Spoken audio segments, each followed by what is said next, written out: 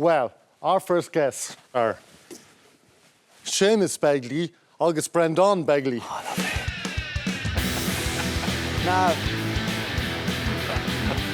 Now, now, two of my favourite people. How are you? Barely August Fáilte. Thank you. Good morning. Thank you, Tommy. Wow. We like fish out of water here now. I was just. I have a constant half eye on you. Oh, is it the good eye or the bad one? The good eye. No, because I remember the first time I saw you in the flesh was during the Great Snow, and you struck me as the type of man that I would like to be, and I mean that sincerely. And I saw you recently then on a thing. I'd heard your name, and I would have some of the old albums as well. And I saw you recently on a T.G. Cahill documentary. So I'm in awe of you both. Thank you. How are you? Well, we thought we were going to be announced as Begley brothers, and Séamus was afraid that we were going to be. You might have thought we were the Healy Rays or something. Or the Breanndán brothers. Yeah, no. You're not often seen together, are you? No, except in the fields. Yeah. Digging spuds and stuff like that. Was there, on my antennae, I picked up stuff about permission for houses or something recently. Was that? Yes. What was all that? Yeah, about 15 years ago or thereabouts, I applied for planning permission, and there was this delay and that delay, and etc. etc. Next thing, I wasn't going to get it, and I was threatened with jail, and I was. For what? Because I was, after 9 years dealing with him, I bought an Arctic truck, and I built my house on top of it, a passive house. It's 730 square meters or square feet inside in it, yeah. And I just drove it onto my land, and they were accusing me of a construction which wasn't the case. I just drove my truck onto the land, and they were accusing me of building something, and then they wanted. They were, if I didn't move it, I was facing a bill of 12,600,000, or 2 years in jail, or both. So I appealed it to the Board Pleanála, and they backed me. So after 15 years, I've got my planning permission. Yeah. I'm legal on my own land. It's very serious what's happening in the countryside. I think most people in the cities don't appreciate it because they don't really understand. I mean, we were born and raised in Ballybuck, and there's nothing special about my case. And was it rough country living? Oh, very rough. I mean, was it a bit rough in a positive? I don't mean pagan in a religious sense. I mean, we're farmers. We were brought up milking cows and shearing sheep and doing all the things that most people in Dublin wouldn't know anything about. Yeah. We had to milk cows in the morning before we went to school, and it was we were cheap labour for the old lad. Yeah. There was 9 of us in the family, and for the first 5 or 6 years of my life, we had no running water and electricity. And those facilities were brought there in the early 60s. Do you have any romantic memories of that? Was the romance of that hardened out of you? I do. There was nothing romantic about having no toilet and having to go out on the side of a field to do your bit. And what would you use to clean your bottom? Nettles. Nettles. That wasn't the name of the cat, was it? Ducklings. or lambs. Yeah. But it was romantic in a way that there was never any loneliness. We were never lonely. You walk over the road and you met 4 or 5 people every time. As it is now, I mean, there was 28 people in the village when we were growing up. Now there's hardly 12. And we're the 2 oldest men in the village. In terms of never been lonely then, how would you both be with solitude? We're used to it. But it's sad what's happening to the villages for no reason. They want to move us into Dingle for no reason. So the planning laws as they are... Is it because you don't make economic sense? We're in the way. The clearances happened in Scotland 300 years ago. They were in the way. They wanted sheep there. They put them into ships and put them over to Canada, which became Nova Scotia, as what the French call it, New Scotland. The main reason why they wouldn't give it to me was my house was going to be affecting views and prospects. What are they? Whose views? Whose prospects? Mm-hmm. See, if you get rid of these villages and put us all into estates, It's like a kind of a communism to put us into 30. There are 30 houses. The only difference between them is the number in front of them. Where will the likes of John Moriarty go if he wants to tap into Hiberno English? If he wants to tap into people that have lived on the land, off the land, all their lives? It sounds romantic, but I think that what we have and are entitled to is freedom of choice. And It's gone. If a man chooses to live on a hill, it's our country, and you have the right to do that. In terms of the Irish, to me, as a pidgin speaker, one of the things that I love about Irish is it seems to me to be more empathy in the Irish language than there is in the English language. There's more fellow feeling. Well, we had pidgin English. I mean, I was going to school, there wasn't a word of English spoken in the school. We didn't have a word of English in the school. We'd be afraid to speak it because it was broken English, and we'd be laughed at by the teachers and ridiculed, you know. And I left school at 14 years of age, and I couldn't put two words of English together. So I learned nothing at school except songs and bad jokes. Yeah, and we grew up at a time when it was, we were ashamed that we were speaking Irish because we weren't fluent in English. But now it's cool, especially with the young crowd. There's no fear of the language, but there is fear of the Gaeltacht with these planning laws. Sorry to be harping on the conduct, but they're strangling the language at its source by killing off the villages. In 1841, there was 234 people in my village. 10 years after, there was 28. It went back up to 70. And as I said, there was 28 we growing up. Now there's hardly 12. And 6 of those are pension age. So where's the future of that?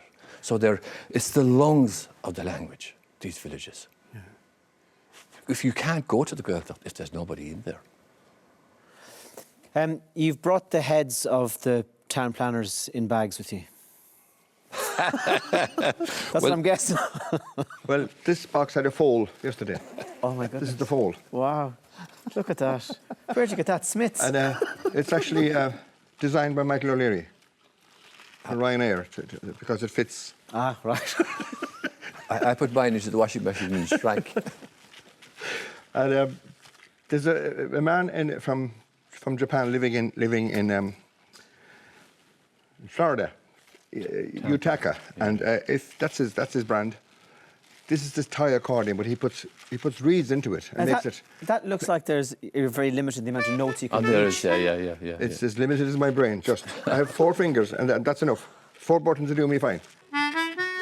So tell me about the tune. These are 2 dance tunes that we learned from the playing of a man called Tamvik Grummel from Caherskilabeen. So Tom was a farmer. Tom was a farmer, and he was a romantic. He was a dancer. He was a singer. He was in America. He went to America, and the stories that he has to tell about America, and not really playing the accordion, but he has great stories. And a likeable rogue. Rogue, yeah.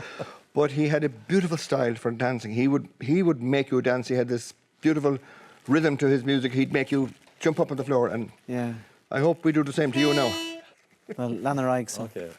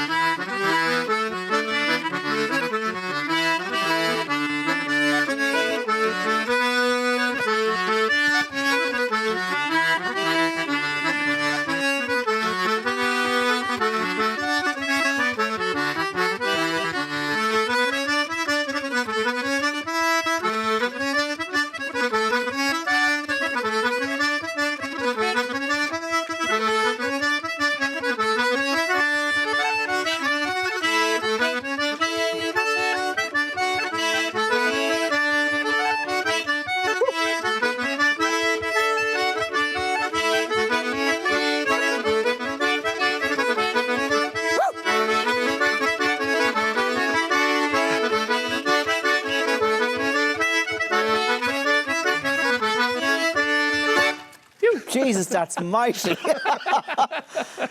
They're great little terriers, aren't they? Oh, my God. Jack Russells. Jesus. It does something, doesn't it? Just fucking... Yeah, it makes you want to dance, you know. Yeah. The old lads, when we'd be going around in the Jolene, in the Wren, they probably wouldn't have heard the tune maybe from one end of the year to the next.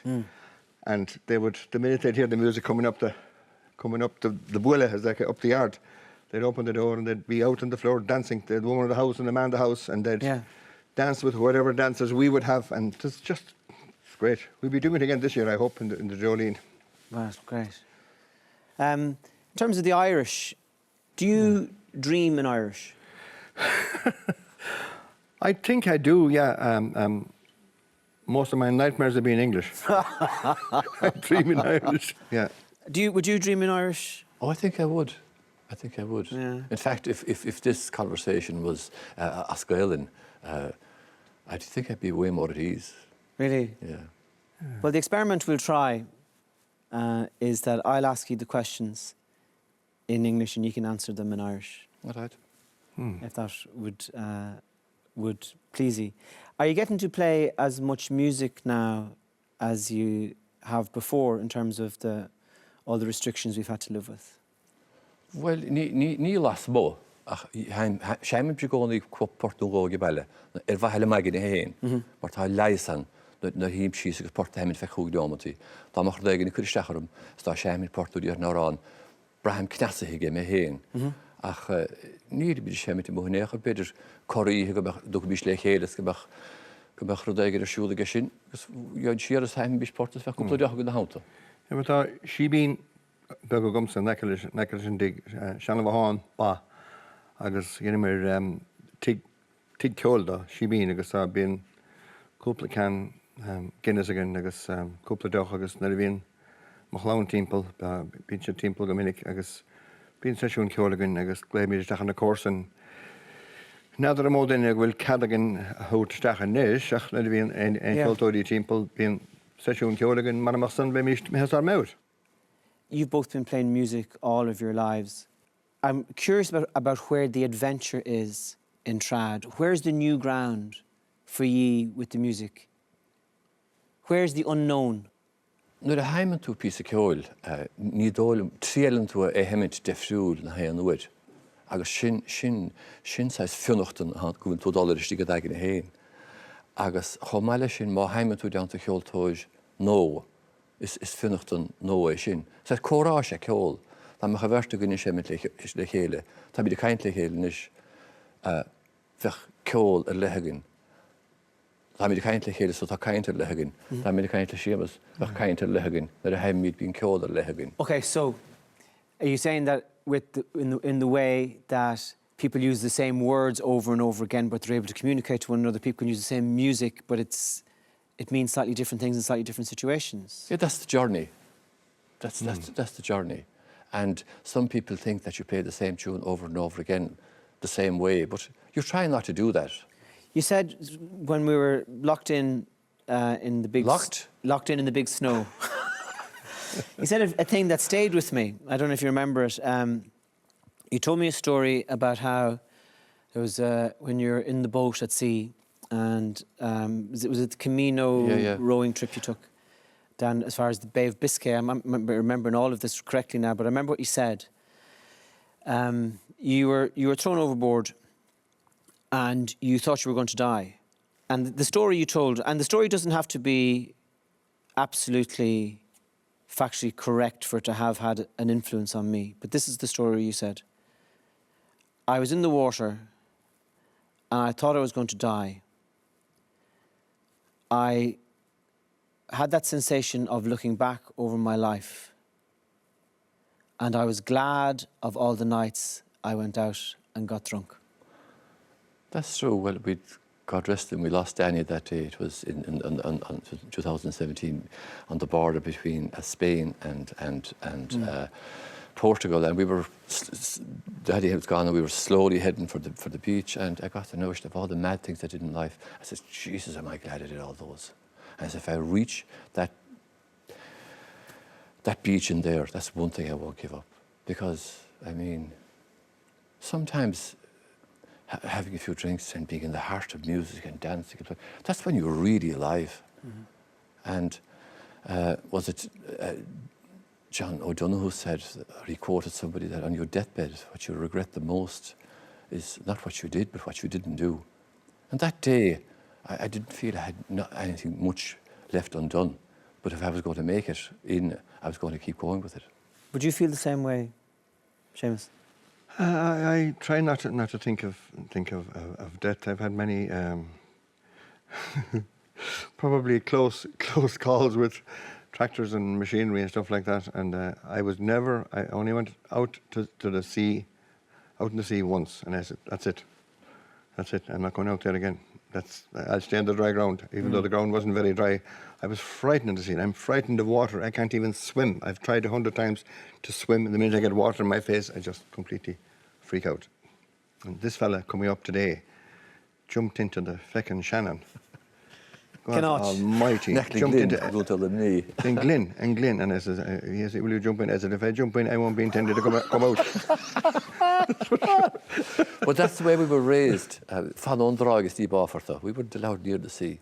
I didn't learn to swim until about 18 or 19. I'm not a great swimmer. I can just keep myself up a bit. Yeah. Do you want to sing a song, or would you like to play another tune? You're the boss now. What do you want us to do? It's up to you, lads. I'd maybe sing a song. Yeah. This poteen. Smell it now. I can't. Yes, that's it. This is Ishke Gan Baha, I'd say. Yeah, you could drink any amount of that and you wouldn't change. It's a kind of a song by this poor man. Andreas McCrath. Andreas McCrath, that's the man, yeah. This man was in love with the married woman. And he was banished from the parish by the priest, who was also in love with the married woman. I think that's the story, but they don't say that. Yeah. He was banished to live on top of a mountain, and he was saying, Slán is céad an déobh sa bhuain, farewell to the beautiful place that I left, and this beautiful woman that I'm not supposed to mention. It's a beautiful love song. And it was a kind of a letter he wrote back to his fellow poets. He was only about 15 or 20 miles away, but he wasn't allowed back to the parish, just from drinking and carousing and all that, and he mentions all that in the song. So there's about 25 verses. Are you ready for that? But we'll only see 20 of them. Okay. O slán is céad an déobh sa bhuain, Cashman na gair na grain na gruach, na stát na séad, na séir na slua, na nan recht, na dren gan gruam. Is broten meisje, gan chud, gan chor, gan chorp, gan kiste, gan sal, gan sjod, gan sport, gan spinne, o sjodach me,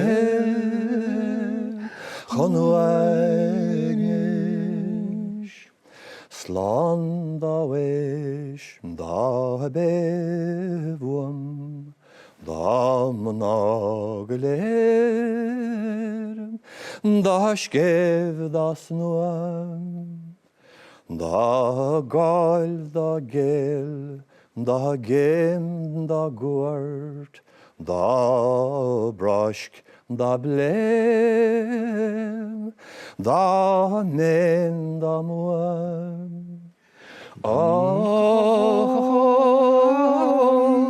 Is brote misje, gan chud, gan chor, gan chorp, gan kiste, gan salt, gan sjod, gan sport, gan spinne, o sjodach me.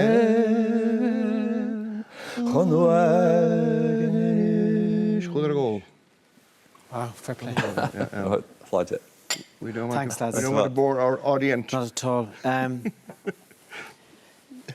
The Irish, the language in that, the monagalés, da scéh, da snua, da gáil, da géal, da game, da gurt.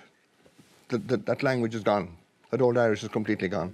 Da gáil for their famous, da géal for their sense, da game for their Step. whether they were game or not, da gurt for it's just fantastic old Irish that's not spoken anymore, you know. Lads, thank you very much for coming in and talking and playing with me. We're not going anywhere. We're in no hurry. It's a real pleasure to meet you. Thanks, Tom. Míle, míle maith agat. Thank you very much. Fáilte. Thanks.